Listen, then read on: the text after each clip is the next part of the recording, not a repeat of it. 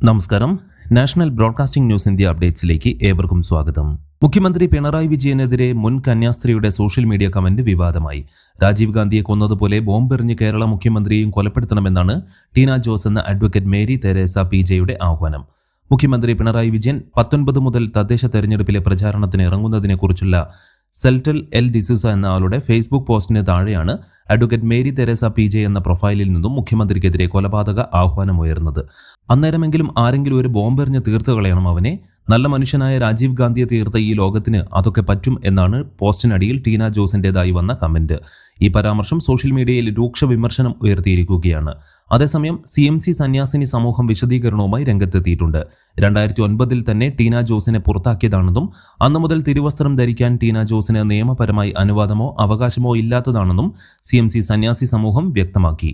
കൂടുതൽ വാർത്തകൾക്ക് വേണ്ടി കേൾക്കൂ national broadcasting news India updates.